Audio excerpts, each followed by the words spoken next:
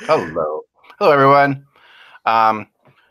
Sorry to do this to you, but we're going to talk about football for a second, just for a second.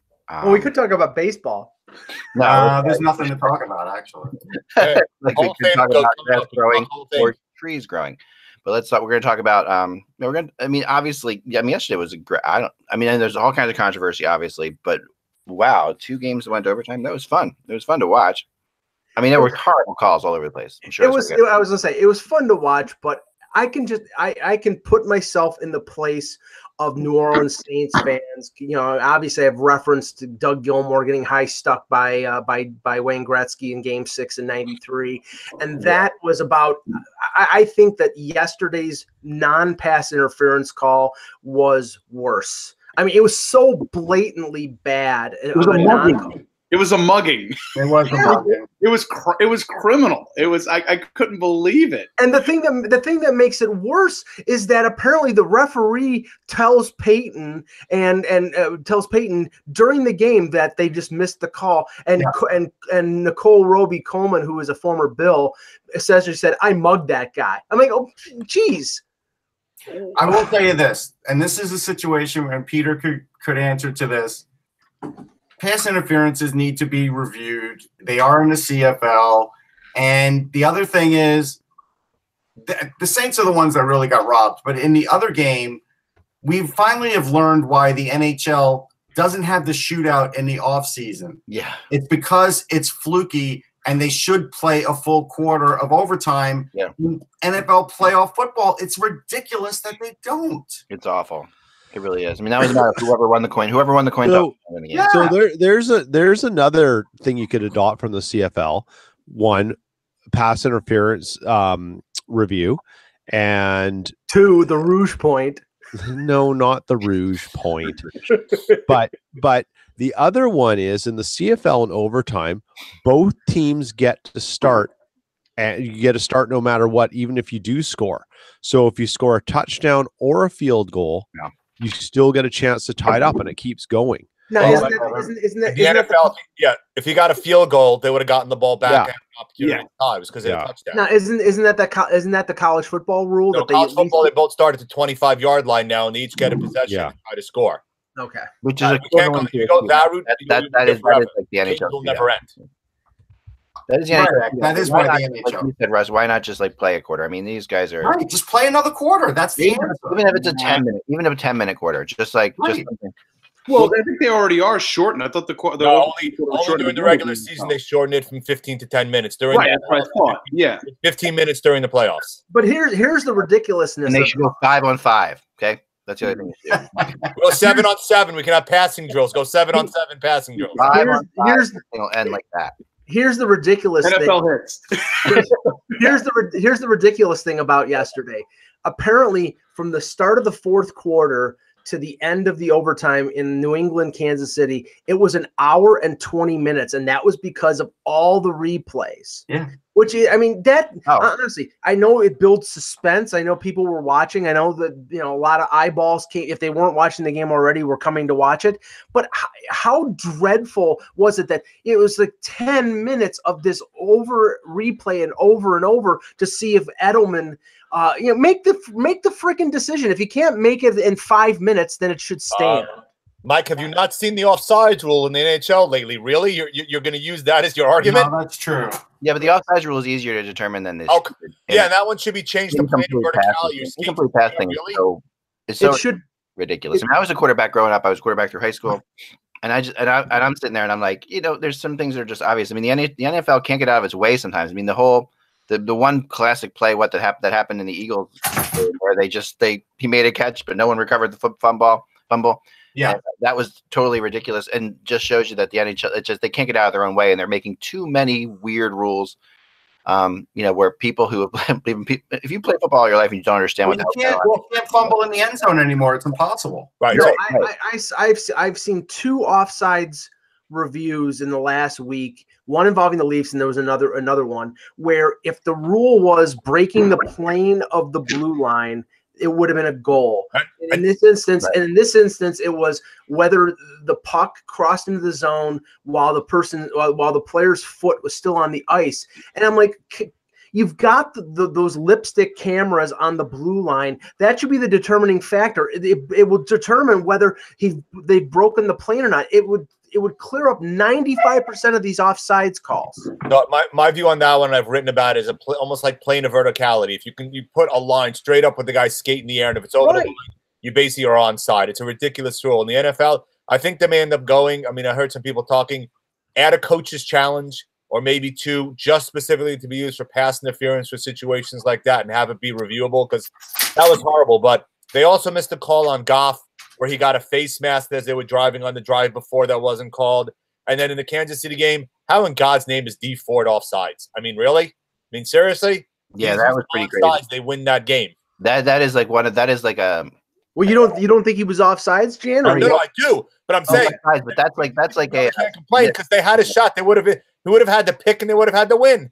Yeah, that's the equivalent of Smith putting it into his own net, with Grant Fuhrer. That play that was right up there with Buckner, with everything else. The best, Wasn't the offensive lineman too kind of drawn back? Like he was further back than normal in terms of for Ford. So perspective-wise, he could lean as offsides in that circumstance. So. All I know is and I took heat for this, and I'm not a Patriots fan, but you can't help but respect. Oh, you, Mike? You can't help but respect Brady and Belichick for what they've done.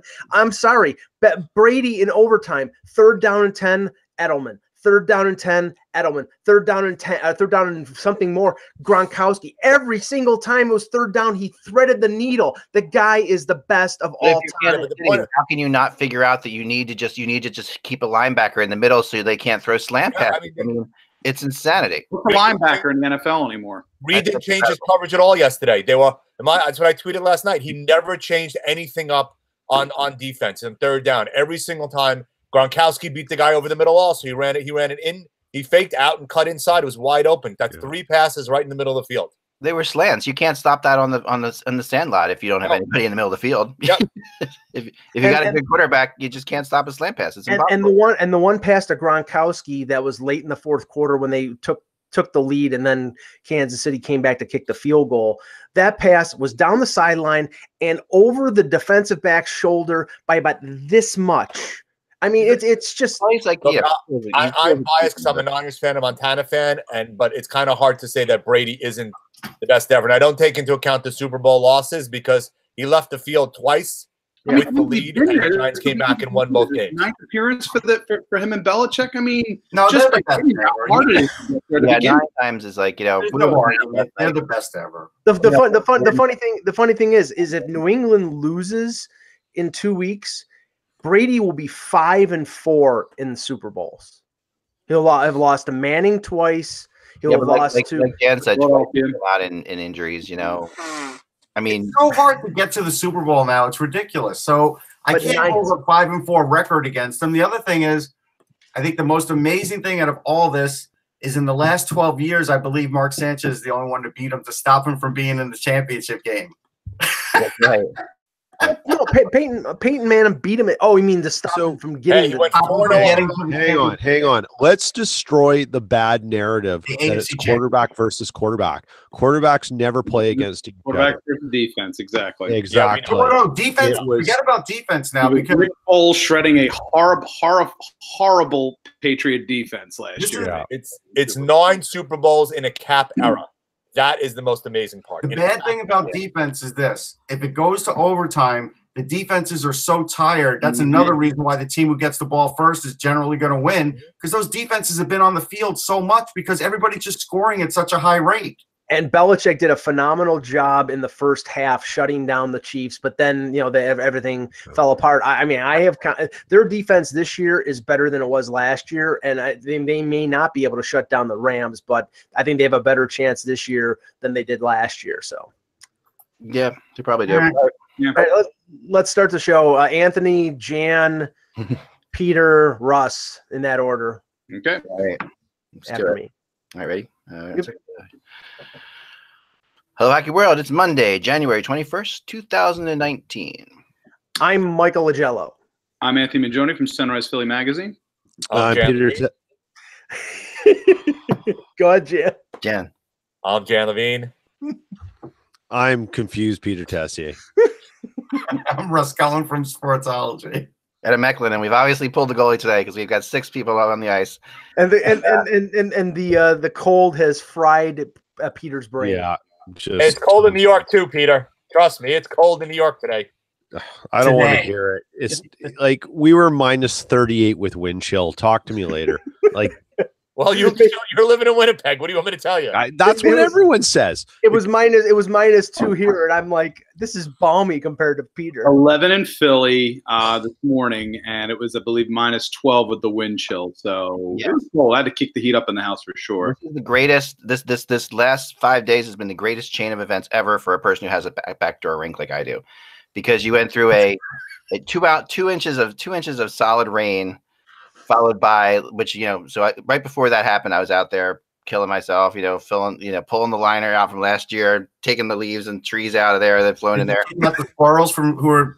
Oh yeah. No, actually, the star-nosed moles are the ones that I put out there, and the foxes who lived under the rink, but they've apparently moved out. The Fox family. You evicted them. Michael J. Fox? Yeah, Adam Fox. No, but I hear I think there's still a badger back there because every once in a while I hear like the rah sound of a badger. My son went back to Madison, Wisconsin. My son's going to be a zoologist, and he's like, "Yeah, that's a badger, Dad." I'm like, "Okay, there you go." So you don't want to come face to face with them, but the star-nosed moles are in the rink actually. But I took them out of the rink. I got everything together, threw everything on there, got the new tarp out. I like going to my kids. I'm like, "Hey guys, want to come help me? It would be really nice." Of course they don't. They just like, "We're good, Dad." I'm out there by myself trying to put a 40-foot tarp into a 40 by 20-foot rink, and I'm out there, winds whipping sideways. But it always worth it because I got it done before this storm came, and now it filled up with water nicely, and today it's frozen solid, so it's pretty. And guess what? Wednesday it's going to be 40 degrees. I know the fight begins now to keep it frozen, but that's okay. All right, let's start with this because the news this morning was the signing of Teuvo Teravainen, which we weren't sure about because earlier in the year it sounded like there was a possibility he could get traded because the money he was going to be asking for would have been outside the range of what Thomas Dundon wanted to sign him. But he's having a pretty decent year, and I think it was $27 million for 5 years, Russ, which is I think 5.4 mil, which is respectable. I think that's a pretty good deal for him. But I said in our group chat that this means that they're making a corresponding move to alleviate some of their salary, which I think is probably going to happen, like a defenseman. What do you think, Russ? I don't know. There's a couple ways to think about this. This is a good signing. We knew he was one of their best players, and when we kind of heard that he could be traded, we were all like shocked. So I'm glad that didn't happen because he's coming to his own. I felt like when Chicago traded him, it was a mistake. Yeah. And I think this was a good get by Carolina. But the other part about the salary, now that's going to be interesting because, we've talked about what Adam Fox might do this summer. Well, they have another guy, David Cotton, who's got 14 goals in 21 games for BC. Mm-hmm. He's 6'3", 204. And Joe Maloney of College Hockey News told me if he goes back to school, then he's going back to win and then probably becomes a free agent because he's such a dominant player. So again, it looks like it's setting up for a situation where Carolina better sign him this summer. And if they don't, then this is a 6'3", 204 guy that will go into his senior year in college and then probably have the pick of the litter. So Fox is going into his senior year and Cotton is going into his senior year. Yeah. And as we've known with Jimmy Vesey or Will Butcher, when they go into their senior year unsigned, they're probably gone. Yeah. In many cases. I think that what this really says more than anything else, and I'll pass to Anthony, on this one, is that we live in a $100,000 a point NHL. Like basically that's where we are. If you get 50 points, you're going to get $5 million. Yeah. And it's pretty crazy. That's honestly the point we made. Yeah. Yeah. Well, that's exactly where I think we're at right now in terms of a lot of these players coming in, especially when we get into the into some of these free agents. Absolutely.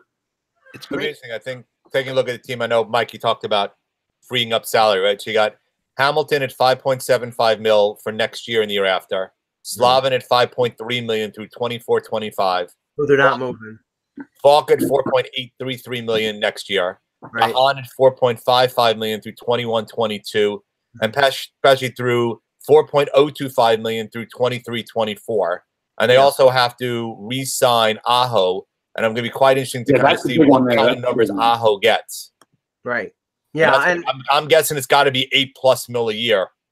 Well, I mean, and Peter, the difficulties that Don Waddell is in is not anywhere compared to what Dubas is going to face and what Kevin Cheveldayoff is going to face next summer. But I do think that all three of these teams are likely to be proactive in making moves to clear salary to sign the guys that they have to sign. Otherwise, they open themselves up to the offer sheet possibility, which I don't think is realistic, but that may change. But I mean, what do you think? What do you think of all these teams and what they're going through? I put a big blog out today just talking about the Jets going up to the deadline, and one of the things is that there actually is more options from a salary management point than I think people realize, and I think the Leafs have that too.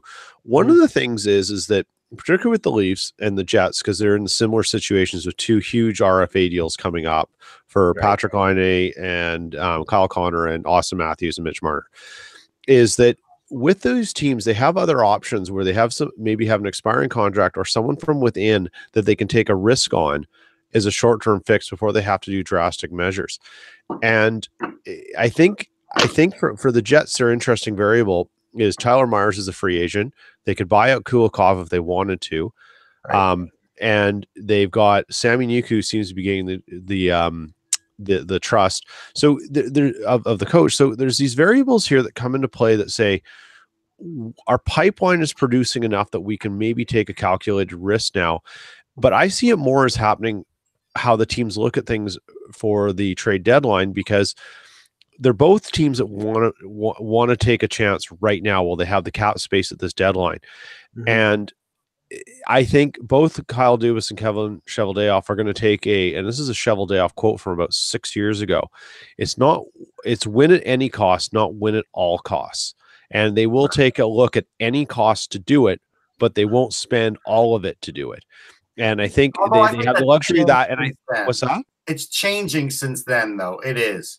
I think there's a little bit more. I think Cheveldayoff is now that things are closer, Peter. I think there's a little bit more urgency than there was then. Oh, and absolutely there is. But I would think last year's run had to have also accelerated I'll call it the interest level or the necessity to make a move, because you've gotten so close last year. I mean, again, and they potentially could have beaten Vegas. I wouldn't say easily, but could have beaten Vegas. You have a shot this year, given the team around you and knowing that you're going to lose certain guys. I think it almost behooves you to make a run and go after the guy you want and see if you can get over the top. Yeah. Well, I've heard a little bit of criticism, and granted, it's regarding Dubas and regarding things that have come out from some hockey insiders out there about, like on Saturday, Nick Kypreos came out and said that the Leafs are not going to trade Kasperi Kapanen. And Elliot Friedman said they've been asked by a couple teams. They're not. He's no sale. It's not going to happen. They don't want to trade Rasmus Sandin, their first round pick from last year. But the guys that they're open to trading are Liljegren and Bracco and Andreas Janssen, who unfortunately got a concussion yesterday. So and their 2019 first round pick. Now, some people are saying, well, you're limiting yourself in terms of what you are willing to offer. Well, that's the job of a general manager. If there are guys you don't want to trade, you don't want teams to continue to ask for Kasperi Kapanen. Otherwise, you're never going to make a deal. You just say, no, we're not trading him. If there's anybody else you like, great, let's talk about that. Yeah, partially, but also, sometimes, when you talk to GMs, they often don't mind people calling about players because, it gets a conversation going, which is good. That's where they have to kind of go. I mean, they're not going to trade Kapanen. Obviously, they've had a lot of talks with Carolina about Kapanen, is what I've been told, and that Carolina, when we see today's Teravainen signing, I don't think it's so oddly disconnected that Teravainen signing with Kapanen saying he's not going anywhere at the same time. I think there could be a little bit of a connection there. Well, I mean, it's the same thing with Winnipeg. It's like, I mean, yes, you can ask for Jack Roslovic, but you're not going to get him because. But here's the other part where I think, and Mike and I talked about this offline. I mean, Janssen's still a good get. Like, he's fourth or fifth in rookie scoring, and I think it gets overlooked based on all the Kapanen talk and the fact that he's in Toronto and they have so much scoring. but he's having a really good year. And if you could get a guy like that in a trade, that's still a very good guy to add. And I'll tell you right now, and I honestly, I don't care what William Nylander said when he signed the contract. There is no trade or no move provision in his deal. And Kyle Dubas, when asked on December, I think it was 3rd or 4th, when they had the press conference about Nylander signing and about him saying that Dubas promised him that he wasn't going to be traded, he says, well, we'll do everything we possibly can to not trade Willie. That doesn't mean crap. It means if it's everything we possibly can to not trade him. In other words, we're not saying we're not trading Willie. It really doesn't mean anything. Yeah, it doesn't mean a damn thing. If he finds a way to improve, that's a lot different though than where it does mean something is what Dubas said before, which is that we will not trade him. Like, they flat out, he's changed. That's a big change. He hasn't said anything different since that day.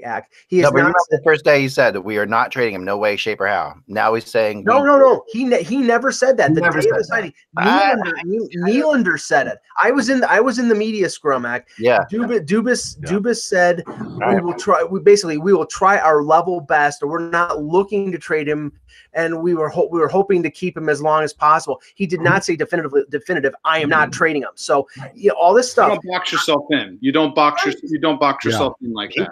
No, you don't. Not publicly. Absolutely. Dubas does box himself in though. Dubas boxed himself in by saying he could sign all these guys before. Like he said, there's no question in my mind that we're going to sign all them. You're saying he's signing him. It doesn't necessarily mean you keep him. That's the difference. Yeah. No, I know, but I think that the concept of it, at one point he came this close to trading Nylander, and that was something he said. No, there's no. Before all this happened, way back, Dubas was saying that we can sign everybody. Remember, that was the big thing. And getting them all signed was based on the fact that he thought that he thought that the prices would be a little more reasonable. Whereas, last summer, apparently Darren Ferris, Mitch Marner's agent, said that they had offered an 8-year deal at $9 million per. The Leafs would take that right now. Now Marner, he's close to averaging, or he's going to be close to 100 points this year. He's probably going to get $9 million on a 5-year deal, 3 years shorter, and become an unrestricted free agent at 25 or 26.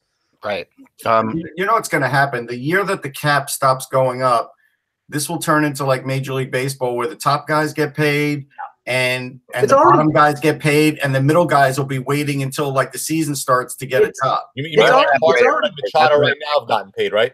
It's already going there. Before the lockout. Remember that? I mean, if you remember right after the lockout, when we came back and the salary cap dropped way down to, I think it was like 39 million, wasn't it? Yeah, remember that crazy number that it was? Yeah. When you look at it now.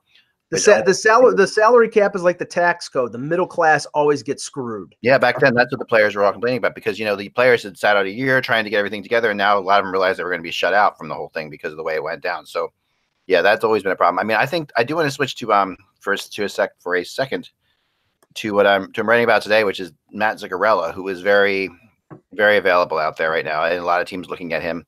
I think he's married, Eck. I'm not sure, but I got to check that. Great guy, obviously. I think he is actually. Oh, okay. One of those guys you hate to do trade rumors about because he's just such a great guy, but he knows this is a sport too. But no conscious uncoupling here. Yes, no, but he is Zuccarello now. A lot of teams have obviously called about him.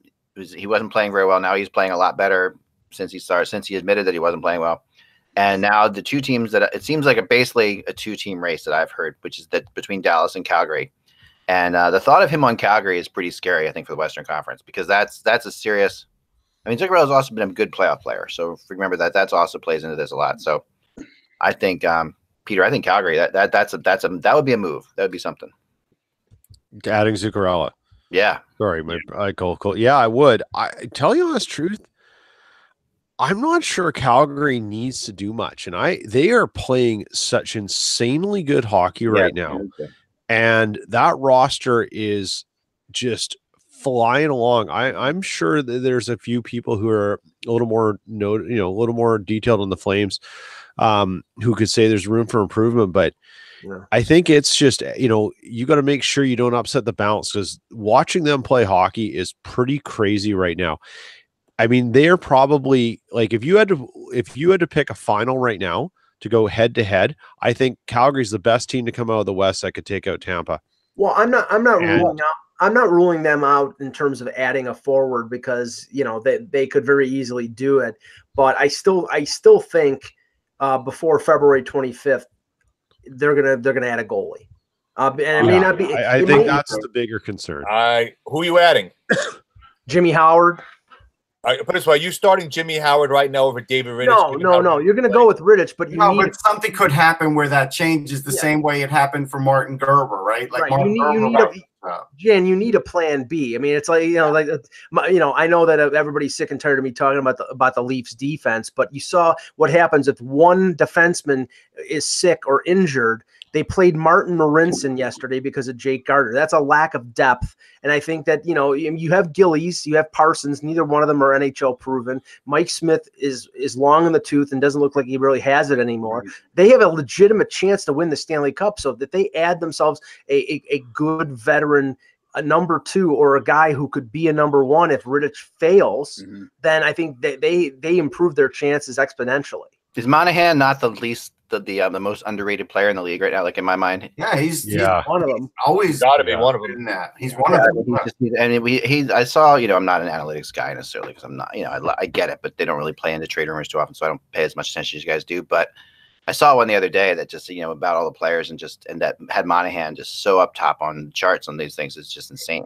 And the thing that's great about Monahan, it's like Scheifele in Winnipeg. They're in the mid sixes in terms of salary, so that allows you a lot of flexibility. And we can't underrate obviously Elias Lindholm being on that line. He's such a good two-way responsible forward there that allows a guy like Johnny Gaudreau to just completely fly up and down the ice, which you do regardless, but knowing that he's got two well-balanced players in Monahan and Lindholm, watching his back end on offensive forays is quite a thing to watch. So Jan, you're a Ranger guy, and on Hockey Buzz, you do a great job. I want to know what you need for Zuccarello in the trade. I mean, so probably about 2 weeks ago, you probably would have been lucky to get maybe a third for him and a lower tier prospect given the way he's played, right? But all of a sudden, as you said, ever since he did that interview with Brooks, which probably was cathartic for him to get all of his feelings out. And my understanding is also there had been some meetings amongst the team and the management. I don't know necessarily what transpired, but clearly that helped settle him down a little bit. And now back on the top line with Kreider and Zib, he's gotten to be on fire. So that cost to get him is likely bumped up, I would say, to a second and more of a mid-tier prospect, maybe even higher. Look, I'd love to get a Rick Nash type return. I just don't know if that's going to be feasible where you get a first and another prospect at a decent. Maybe a conditional first, possibly. You could probably squeeze that out. Right. But again, I'm quite wondering also, and Russ, you can probably talk this just as well as I can, if there's been any talk about bringing him back after the season, which had been rumored for a while also, where they let him go and then attempt to re-sign him afterwards to bring him back on maybe a 2 or 3 year deal to finish his career in New York. I don't hear the talk, but I think it's known that will be tried. And he and Lundqvist are close, and I would be surprised if they all of a sudden just don't try it all during the summer. But again, I went on a show recently saying you got to get assets for him and Hayes and McQuaid. I would get him from McQuaid tomorrow because you don't know when he's going to get hurt next. Yeah. And worry about who you're going to re-sign in the summer because the Rangers are one of the only teams in the league that when guys leave, they still want to come back.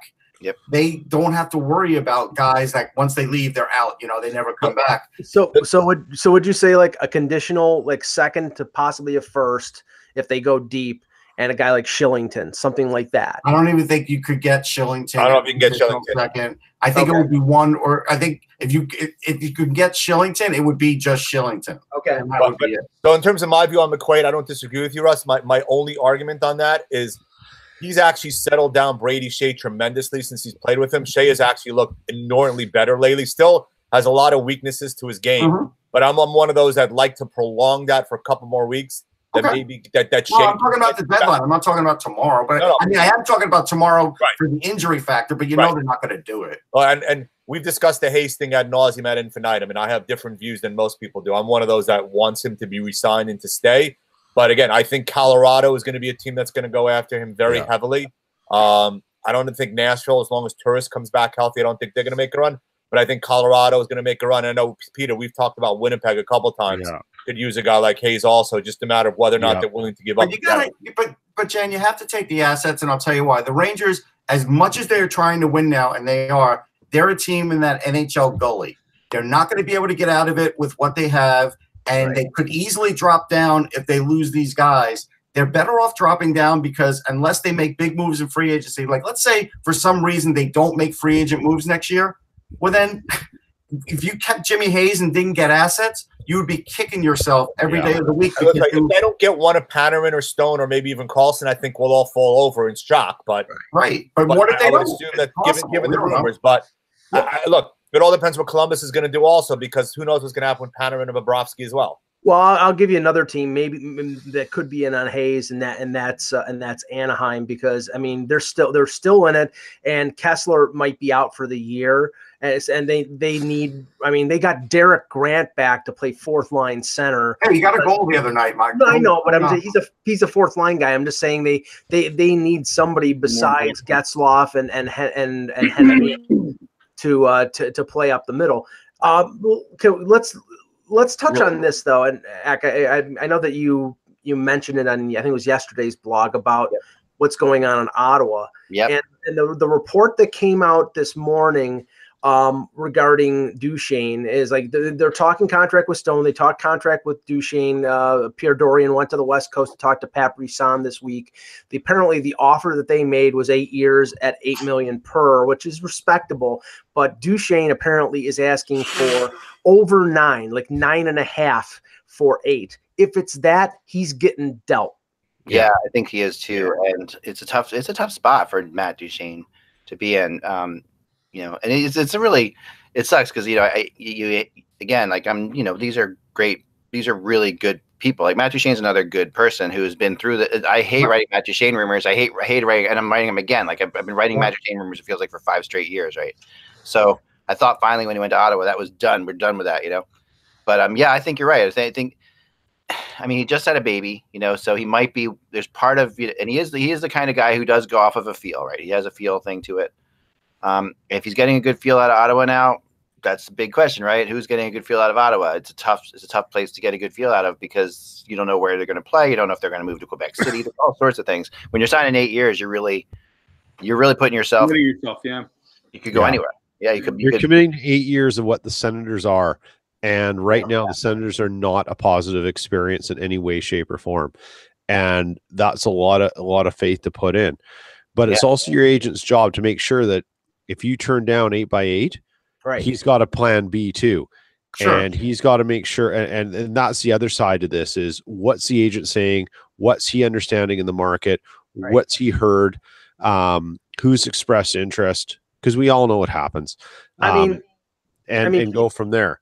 Peter, he's easily the best center in next year's free agent class. It's him and Hayes, 1-2. Yeah.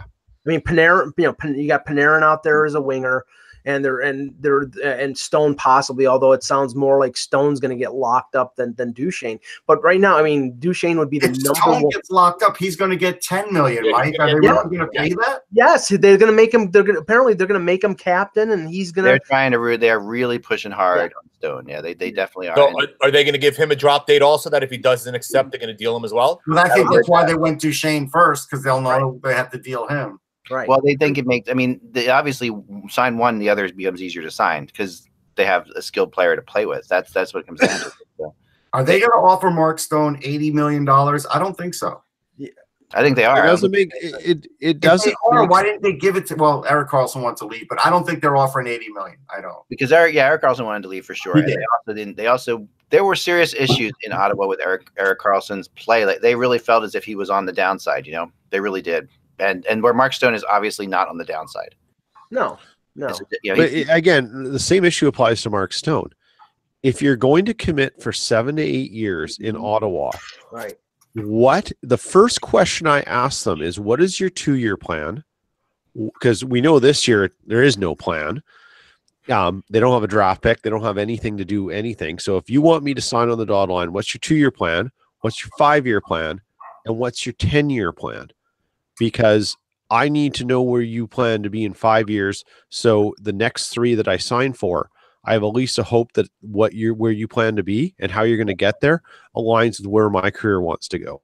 Like, you need to know that. And frankly, given what we've seen come out of Ottawa in terms of planning, and this comes right from the owner, would you believe any of it?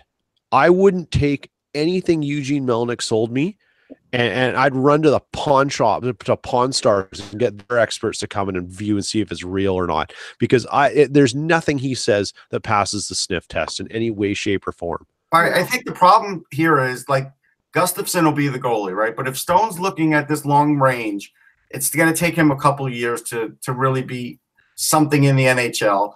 Sure. You've got UFAs there. You've got guys that are going to get traded.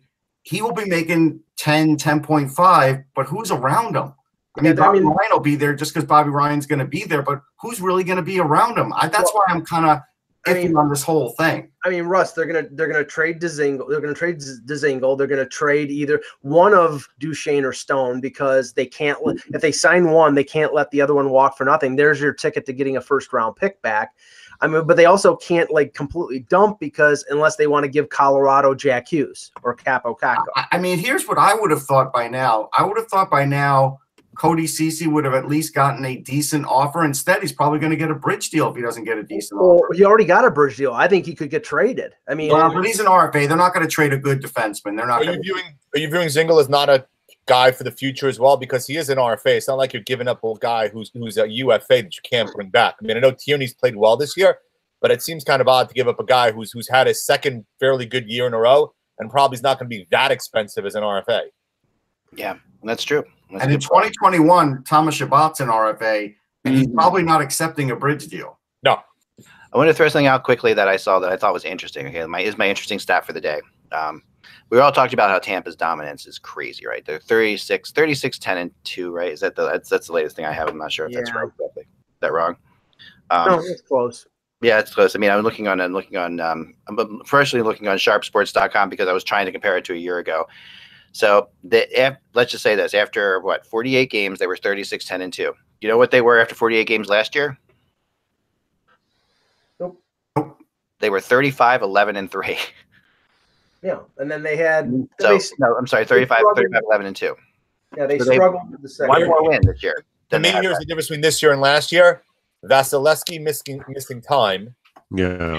Well, that's true. That's incredible. Well for him to come playoff time, because he is not going to get worn down like he was last year when he went into the playoffs. But I don't remember this dominance is not new for Tampa, and last year in Tampa, like you said, Vasilevsky gets worn down. Tampa was really not a factor in the playoffs very much. I mean, they were there. They were forced. Obviously, they went pretty far, but they didn't dominate in the playoffs. I mean, they battled through the playoffs.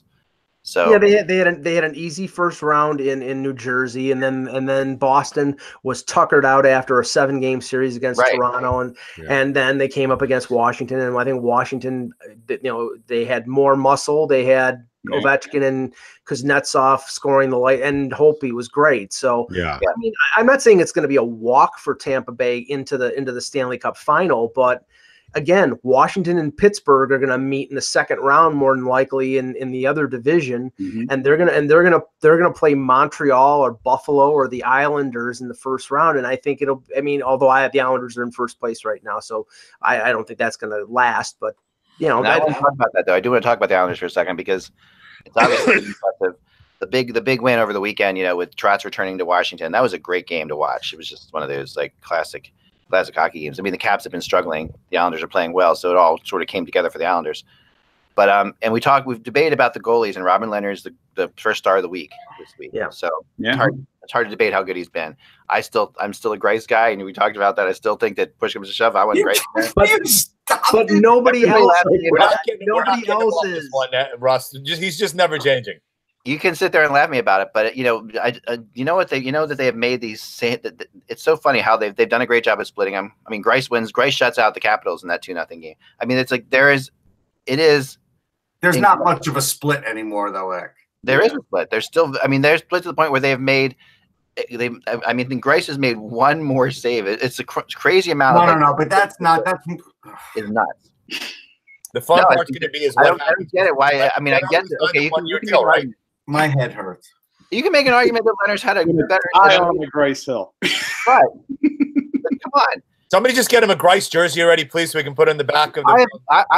I'm a closet. You know, one of my teams out west is the Sharks. I didn't like Grice. I was not always a Grice fan, but this year I'm telling you, it seems like in clutch games, in the big games against bigger teams, Grice has come up bigger. And I think you get to the playoffs, it's not a given.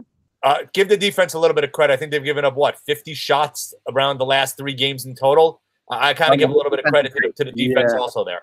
Same. And now the big news is, what are they going to do at the deadline? Because obviously this is a team that was sort of set up to trade. You don't want to say fail, but it looked like it was a transitional. The Islanders looked like a transitional roster where they looked like they were installing players who were going to be culture guys. Yeah. And things have moved much more quickly than anybody ever anticipated. I think it's because Leonard has a lot to do with that. I think Lou's going to buy and sell. I think he's going to. I am not saying anything against Leonard. But I'm just saying Grice is better.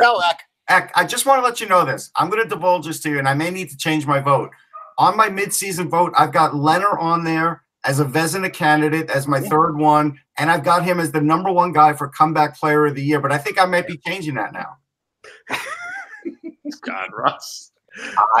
I think Lou is going to buy and sell. I think he's going to sell a guy like Eberle, who I don't think they have any interest in re-signing. He's not going to trade the UFAs like Anders Lee, because I think they want to get them on extended deals. He's not going to trade anybody who's a key player for them. I don't think Eberle is a key player. I think but I mean, they could very well add. Because, I mean, they could take advantage of where they are right now. Defensively, they're playing great. Leonard, not Grice, Leonard is playing really well in goal.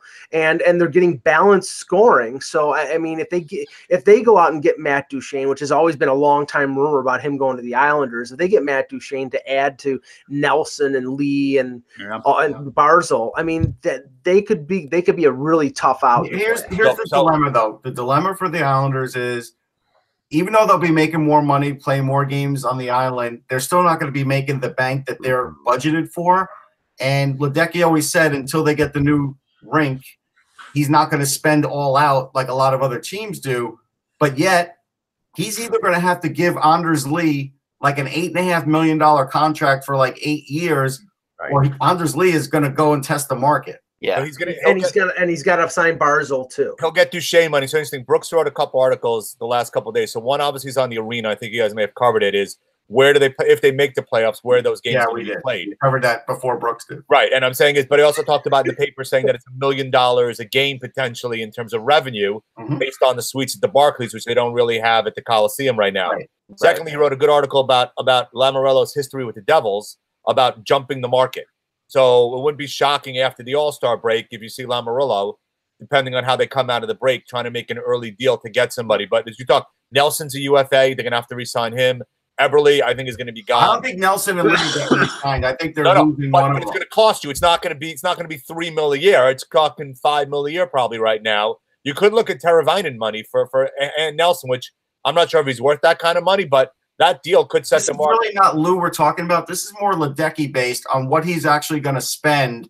And I just get the feeling it's going to be Nelson or Lee. I don't think it'll be both. And then Barzal will be there waiting because whatever those guys get, he's getting more. In another year, though. He's not getting it this next year. No, I know that, but he's going to get more. Now, Lou may sign him over the summer to jump the market on Barzal, but he still can't do it until he deals with one of the other two. And that's the problem. That's why the Islanders are in a good spot right now that they actually should make the playoffs, because next year things could change drastically again for them depending on how much they want to spend. Yeah, I mean, I think that Lou absolutely loves Anders Lee. Like, and he should have signed him when he took over. Yeah. He should have signed him when he took over. He knows that too, but it's also one that don't you think in the back of your mind he's such an Anders Lee type. Yeah, sure, but I mean, Lee had just come off a career year now. What goals he had last year? 40? Yeah, but stop for a second. This is Lou Lamoriello, okay? Remember, Lou talks to players ahead of time. Like, in the back of my mind, with New Jersey, he always did this. Like, did he talk to Niedermeyer ahead of time? Yeah, he did. He told what happened? He told Niedermeyer to go to Anaheim because he couldn't pay the money. He might be doing the same thing again. No, he told Niedermeyer to go to Anaheim because no, that was a totally different situation. I'll say this. I think, Lou definitely negotiated behind the scenes with Kadri and Riley because they signed both of them like the day after the end of the regular season, and those two deals, Riley at $5 million and Kadri at $4.5 million, were probably the two best things that Lou Lamoriello did in his tenure in Toronto. But these are for much bigger dollars, Mike. I remember going back to Elliott, Slavkovsky, Niedermeyer, Stevens, like way back when, Brodeur, of course. Lou there was always curious, like, why hasn't he signed yet? Why wouldn't he be signed yet? You know, and then at the end, and then when you talk to somebody, they would always say that Lou already told him. He said, "Don't worry, I'm not," because Lou doesn't. He likes to have all these cards on the table and doesn't like other teams to know what he's doing. So he wants other teams to think that, well, we don't know if we can keep Anders Lee or not.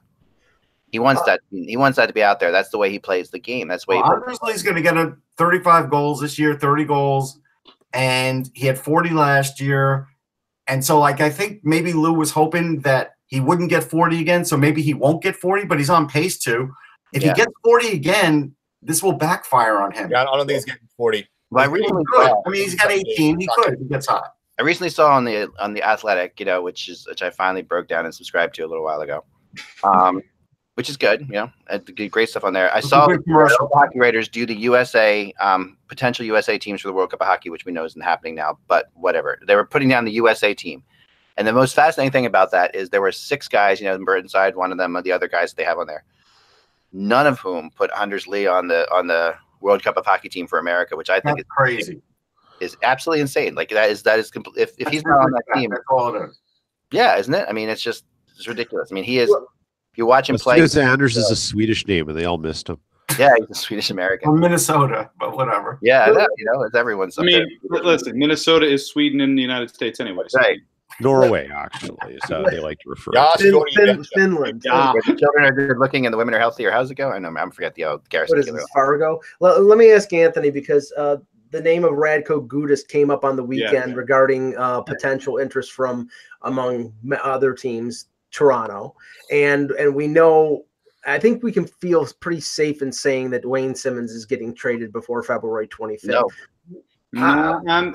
We'll see on that. Yeah, well, let's just say this. I don't think they're going to sign Simmons for what he can get in free agency. So unless they do, he is going to get traded. That's what I'm just saying. If they give him $6 million a year for 5 or 6 years, they give him something close to Van Riemsdyk's contract, I think he'll sign with Philadelphia. I'll let Anthony answer, but the one thing on the Simmons thing, I've done a ton of research on it, obviously.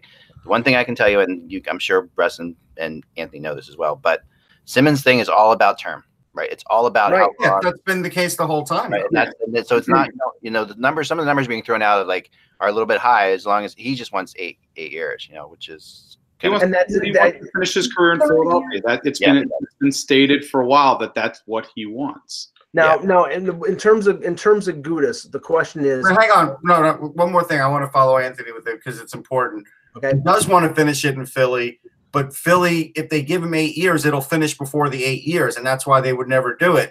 Mm-hmm. The thing is, you now have a second regime that hasn't signed him already, even though they're talking. So it does let you know that the years probably isn't that bargainable. We say it's a different regime. At the same time, you still got a lot of key players that are still in the background. You've said this enough yourself, Ross. No, that's true. But okay, so are they going to go more than 5 years? I don't believe they will.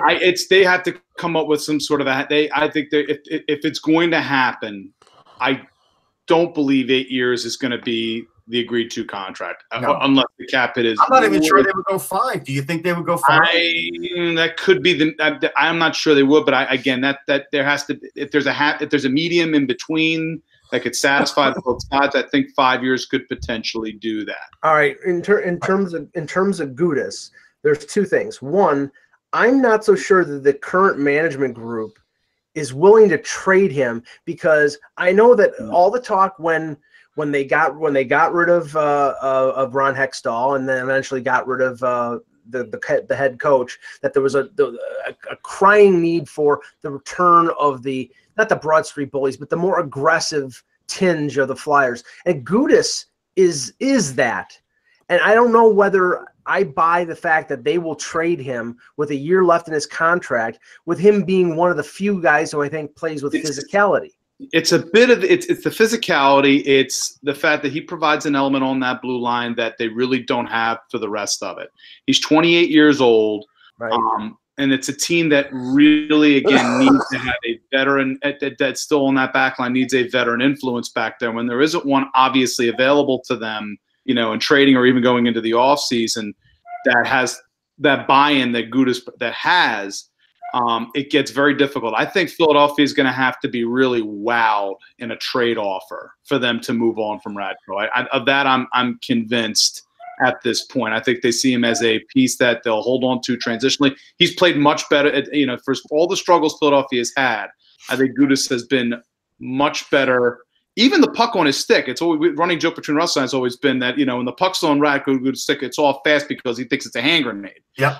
This year, he's carried the puck much more. Yes. He's comfortable doing it, which has been a genuine surprise for because he hasn't done it at this point of his career. So I think from Philadelphia's perspective, I think they're looking to hold on to Gudas, and Fletcher's going to have to be just wowed with a trade offer. So people could say this audio. I never thought I would say this. But they can't afford to trade Radko Gudas. They really can't. So what is the equivalent of the wow factor in that? Is it a first-round pick? Is it a second and a really good prospect? I mean, where do you put that line? It would be a really good player or a first, I would think. Yeah, it would be a really good player. Potentially a combination of a conditional. I've been on the conditional first bandwagon for a while. Yeah. But if you're giving a really good prospect up and a second that could become a first. Yeah. That could be it. I don't know if that's going to be necessarily offered at the deadline, but we'll see. Heck, I think the thing that's going to really suck if this continues to happen closer to the 25th, the two teams that I thought would be out there in terms of trading players are Vancouver and St. Louis. St. Louis is 5 points out of a playoff spot, and Vancouver, I think, is in a playoff spot right now. If that sticks, now I think St. Louis will still be open for business if they're 5 points out on February 25th. But if Vancouver's in it, they're not trading Tanev, they're not trading Edler, they're not trading Gabranson, they're not trading any of their defensemen, and I don't think St. Louis is going to trade Pietrangelo or Parayko unless they get wowed, like Anthony said, for Gudas. So, the market could dry up in that sense if everybody stays so close. I don't think it'll dry up. What always happens is everybody talks about getting wowed, but then at the last minute they realize, okay, we're not going to get wowed, but we'll still accept this. Like, this is just the highest prices right now. This is like the price the day before Christmas if you go to buy something. I literally used to work in retail, right? There would be sales. The last 3 days before Christmas, the sales prices got taken off, and actually the highest retail price gets put on stuff. And right now, that's what's going on. Well, it is tricky, Mike. You're right along the lines of, like, my next blog that I've been working on, the big blog that I've been working on is the sellers. I did the buyers over the weekend. Or like I think Friday or Thursday or Friday, but the sellers ad is really hard to find sellers. And just going through really what you have more, you definitely have teams that are willing to make trades, but you wouldn't call them sellers, Well, I'll give you a team that should sell because they're a complete and utter cluster is the Edmonton Oilers. They should sell. There's no way they are. What do you sell? They're 100% buyer. That's true. Ryan Spooner. There's nothing to sell. Ryan Spooner. Hi, Ratty. Oh, wait. No, they were actually in my top 10 buyers list. They are buyers. They're buyers because it's desperation time. And the interesting thing is, so today the Oilers canceled a practice, put this whole thing out that there was going to be a team meeting and then a press conference. So everyone was freaking out, like, oh, what's happening? And apparently nothing in the team meeting really was said and they just brought out Hitchcock. So it was very curious. It was almost like something fell through for them. It was what fell through is that their number one, their first line right winger was placed on waivers. Yeah, because Ty Ratty went from being on their first line to being sent to Bakersfield. I'll take credit for that. I will. Yeah, but they're with a game with they're 2 points out of a playoff spot with a game in hand. So it's like that to them they are buyers still. Maybe they should get Thomas Greiss. Is that in your report? Just wow. I mean, wow. The Oilers have one way out of this mess. You're not getting better than that.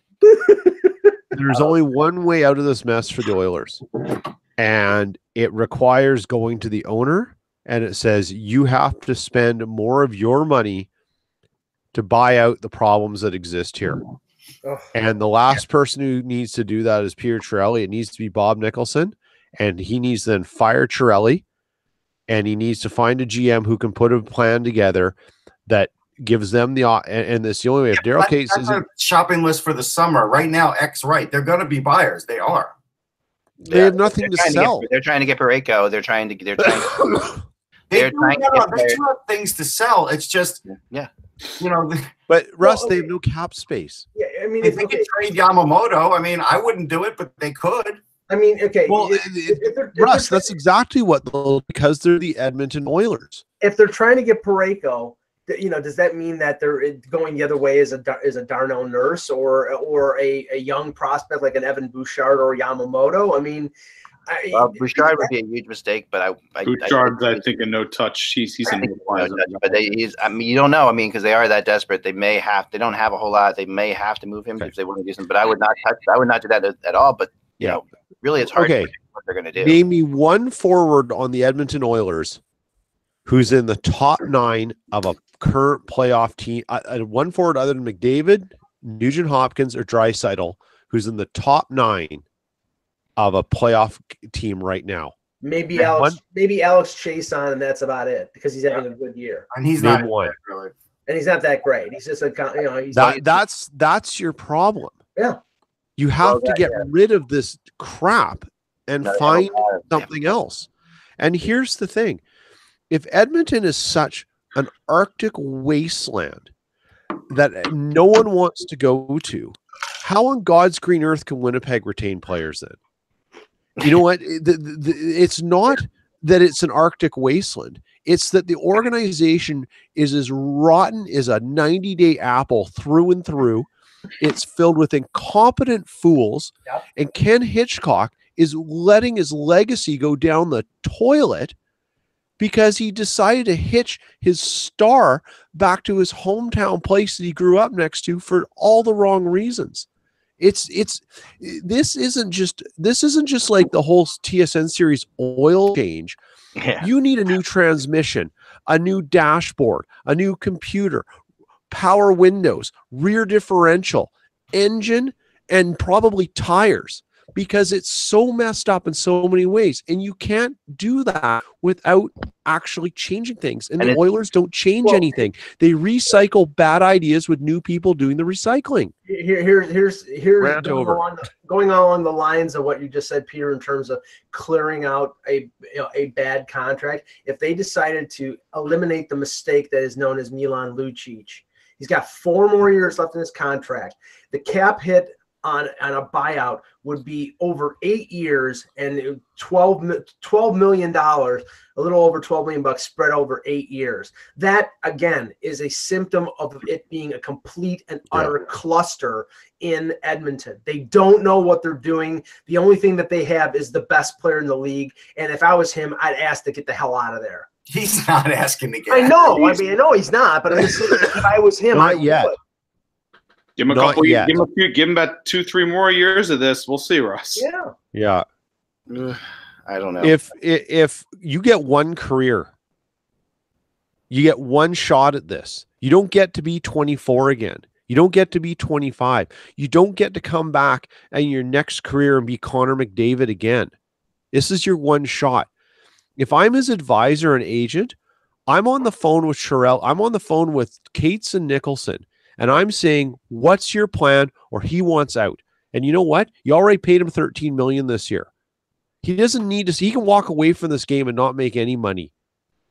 He's done. Like, one more year and he's set for life. You want to reconcilable differences here. Like, this is like getting to the point of the marriage where it's just like, you do this, I'm gone. I'm looking at Edmonton from last year. Right now, they're 12-12-1 at home. Last year, they were 19-18-4. There's not much difference, even with Ken Hitchcock. That's the crazy part. No, it really isn't. Because they have no decent NHL caliber talent after Ryan Nugent-Hopkins on their forwards. Or at least not established. I think Yamamoto and I think Puljujärvi are going to be but that's fine.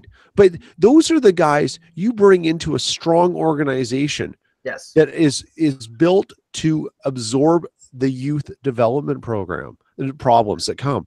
This is not an organization. If I'm the Rangers, I call him with Kevin Hayes and I ask him for Tyler Benson. I would. And the talk is that they waived Spooner, who has another year at $3.1 million. Way to go, Peter. and Ratty because they had to clear the cap space to take Andre Sekera off of LTIR. I mean, they're so tight up against the cap that they have to do that. So, it's just bad. It's just really bad. I mean, they might be able to sneak into the second wild card in the West, but I'm telling you right now, they're an easy out if they make the playoffs. The way that they're playing right now, they are not a good team, and I feel sorry for Connor McDavid because right now he is the captain of a sinking ship. I mean, I don't feel sorry for him. No, I mean, in terms of I'd like to make $12.5 million, but in terms of him wanting hockey success, I mean, you're not going to have it in that cesspool of an organization right now. It's hard to follow that, but at some point it could turn Arctic wasteland, cesspool. What is it exactly, guys? No, it could turn around. It's not turning around this year. That's what it looks like. No, and Russ, it might not turn around next year. This is the problem. It's not that they have just a set of handcuffs on and eventually, okay, you pay your bail, you'll get released. Peter Chiarelli is a masochist. He's got a dominatrix tying him up 6-way sideways and whipping him in the nuts. I know, but we're pretty sure. What is this, Pulp Fiction? Let's just say Peter Chiarelli gets fired, right? And they offer a boatload of money and control to Joel Quenneville. He might bite at it, and then that could be the start of the turnaround. Yes, it could. Yeah. We got a couple minutes left. Thank you for that, Eck. I appreciate it. I'm still trying to think if it's like an unkept terrace, or I'm trying to think if it's not a cesspool. What would it be? It would be like I don't know. We got a couple minutes left. I just want to say this because the Maple Leafs have lost 6 of 7 games at home. That's not possible. Well, they have since December 29th. And by the way, the Arizona Coyotes, who over the last, I'd say, decade have been one of the worst, other than the one year they made the conference final, has been one of the worst teams in the NHL, worst organizations in the NHL, have gone 7-0-1 against Toronto in Toronto, and they won yesterday. To right now, the Leafs are reeling. Babcock mixes up his lines every period, and it's metaphors. And his metaphors, but he's not attacking his players. He's not putting them in an odd position. He's trying to stay positive, which, believe me, his fan base is not positive right now. And a couple injuries have popped up with Janssen and Gardner, which are not long-term injuries. But I don't think, because a lot of people think that this is going to accelerate Dubas to make moves before the 25th of February. I don't think it's going to be the case. I think actually if they continue down this road and they're going to be like a wild card instead of being in the top 3, I think he's not going to expend future assets to add to a team that might not have enough of what it needs to make a playoff run. So what they do in the next 3 or 4 weeks is going to determine whether Dubas is a buyer or just stands pat. And it would be, I think, weak to stand pat because you've got like up to $10 million in cap space if they put Nathan Horton's contract in the LTIR. It's an opportunity here, but the team's got to prove that they're capable of going at least a couple rounds in the playoffs. And right now, nothing is working. No, it's not. And Matthews and Laine both had have had tough 2019 so far. It's interesting. Well, inconsistent. I mean, Matthews was scoring at a goal per game pace, and now he scored 1 goal in 11 games. So it was going to balance out. I mean, now you can make a reasonable case to say, well, he's not going to make as much as McDavid because he's got 22, 23 goals in I think it's like close to 40 games. So. I mean, he's slowed down. He's gonna heat up. He's a great player. Nylander eventually is going to score, but right now it just seems that the dysfunction and the struggles of that team have spread from just 1 or 2 players to most of them. Or did the reinsertion of William Nylander eventually cause the team to struggle because everybody's trying so hard to get him working that it has now affected the team? Yeah, and they've gone from inserting him with Matthews, putting him with Kadri. Now he's playing 4th line minutes. Now it's like, because I got to tell you, I feel like if they take him out and they go back to what they were doing a few weeks ago with those line combinations, they start winning again. Well, what they have done, this is a level of desperation. They've split their most effective pairing of Tavares and Marner. They did in practice today. They put Matthews with Marner because they were hoping that Matthews gets jump started and Nylander's playing on the third line. The next thing is going to put Nylander with Tavares. I mean, yeah, at a certain point you got to stop scrambling things and just stick with the combos that have worked and hope that they find their way. Yeah, no, I think that's where they are right now. I mean, and I also think something you have to look at with Toronto for sure is the fact that they don't have much to play for. Like they're really in a weird spot. Like as far as they're professionals. Like I don't think that's but I think that the younger players, this huge gap of no one pressuring them from behind is a tough thing. Like you can gone. Boston's a point behind them. Montreal's on their ass. No, I mean, it has gone. But I mean, I think that played into this for a while there. There was a 10, 12, 15 point difference between them. It's a younger roster, and they're not, again, in terms of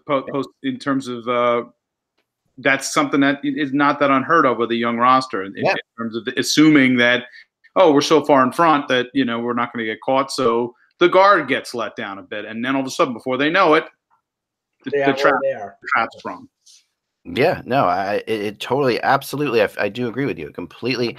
It plays into it. And, along those lines, I want to touch base really quickly on the Flyers goaltending situation, because we've had a lot of people who have been writing about this, Russ, for you, a lot of people who have differing opinions from you on my, on Twitter. Yeah. And stuff like that, because you've been. I expect them to. I mean, that's expected. You and Mike have been very much about, that this is ridiculous. This whole Carter Hart thing is ridiculous. I never said it was ridiculous. I said it was ill-advised. Yeah, and I said it should only go for a period of time, and he should go back. And I will stick to that until I'm blue in the face. You're not going to see the negative ramifications of playing Carter Hart as a 20-year-old until maybe a year or two down the road. And if he's spent at 22. Maybe. It was a mistake. But at the same time, Mike, you do have to take into account the fact that everybody's wired differently. Sure. Mm-hmm. And it's entirely possible that he is the outlier to the normal pattern of you don't start. And listen, at the beginning of the season, sure, I was on the whole make sure Carter Hart gets gets a good season into the AHL. But again, this is the circumstance, the cards that Philadelphia was basically dealt with the amount of injuries. And you can blame that on Ron Hextall for counting on the fact that, Brian Elliott and Michael Neuwirth could get through a season relatively unscathed with injury. Right. All right, well, let me ask you this, Anthony. This is a fair question. I'm not trying to put you on the spot, trust me. Yeah. But young pitchers get pitching innings limits, and it's widely regarded around baseball. Like, what is the drop-dead amount of games you want to give Carter Hart in the NHL this year? Again, the key is going to be is who they have to figure out in certain points here where they're going to, spot start another guy. I think once Elliott or one of the other goalies is available, you will see a little bit less of Hart in that circumstance. Okay. And if the veterans look like they're playing better, I think there's a good chance Hart stay. Then they feel more comfortable about sending Hart back to Lehigh Valley to finish off the season. My anticipation is this week he will probably be – my gut is that he's going to probably – with a week off, you don't want a 20-year-old not playing in the circumstance. I'm anticipating he's going to probably be with Lehigh Valley at some point this week to play a game or two. That'd be interesting if they do that. But again, the drop – I think we can go probably here another – up until probably close to the deadline. I think we can get through February and then see where things are at after the stadium series is done. With about a month left, then you can kind of make that call right around that. I think he's got – the thing is, this is not a negative at all. I think this is a really good experience for him. I mean, so far it's been. I agree with you. I think it's been a good experience. The players are playing hard, and I think they're playing, harder than they have for a lot of the season in front of him defensively. Again, we'll see where things are at. If it was a perfect world, he'd still be in Lehigh Valley right now, but he got an opportunity. He's run with that opportunity, and you kind of have to let things play out organically here. Mm-hmm. I've been very impressed with his ability to rebound after giving up early goals. That's a tough thing for young goalies to do. That's one of the more interesting things about him. He's given up early goals a couple times now, and they haven't been necessarily his fault, but they've just been early goals. And he does have a way. He has been, like Anthony says. I'm glad you know, it's nice to have Anthony on the podcast, someone who actually agrees with me on this situation a little bit more. But you know, just to say that I think that even a broken clock is right twice a day. He is a different cat. You know, like he acts. He looks at things differently. He's very analytical. Every goal that he gives up is like he like does his own, like, you know, 300-word essay on, basically, in his head. Like he's completely, you know, which is fascinating. You know, reminds me so much of Braden Holtby in his mental approach.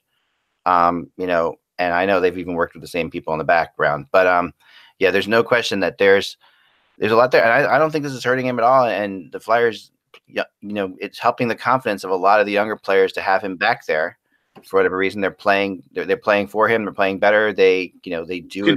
Considering where we were, considering where Philadelphia was at the beginning of the season, where they got, what do you mean? It's not even NHL level goaltending. I mean, it was so unbelievably bad at the beginning of the season, save percentage, everything else. Yeah, anything was going to be better. Yeah, no, I totally agree. Yeah, I think that they will. I don't think they would send him to. It would be interesting if they sent him to Lehigh Valley, because he's getting so much work. This would be the time I would give him a chance to just to sit back and. I mean, Anthony's only talking about one game. I think. Yeah. There is a worry. There could be a worry that, hey, he's detached from the game for a week. Then all of a sudden you got to bring him back. He's got to start flat. If there's no momentum, he hasn't been playing. Even mentally, even if you're a really strong mental kid, that may not be the easiest thing to get going again. No, that's true. That's true. All right, we do have to wrap it up here. You can find Anthony again on Center Ice. Center Ice. What's the website? Center Ice Magazine, and my Twitter feed at Anthony Mingione. And also the Off the Post podcast, which is where Mike and Russ cheat on me all the time. And Hockey Buzz After Dark. It's called Hockey Adultery. And, I'll come on anytime, Anthony, if you just invite me. Absolutely. We need to do that. We absolutely need to do that. Yeah, that'd be wonderful. And of course, you can catch up with Jan. That will be at 11, not at 10. I'm just letting you know now. Because I'm bowling this week. So Jan, and Jan, of course, you can follow on Twitter as well. And Jan writes the Rangers for us. Does a hell of a job there, and has a great community that loves everything he writes and says. Air Jan 23, right? Yep, that's it. For sure. Yep. And then of course, Russ is at Sportsology. Mike is at Mike in Buffalo. I'm at Eklund. And if you want to support the show, go to patreon.com/hockey. And more and more you guys are doing that. We really appreciate it. It helps a lot. We do. And helps us get through. And just every little bit helps. We do it because it's a labor of love, but it definitely helps to make it easier to justify when you guys. Yeah, I'm in it for the money. Exactly. Well, we know that. Mike's holding out. He's got that Maple Leaf thing that they all hold out. We'll talk to you soon. Remember, without the buzz, it's just hockey. Talk to you.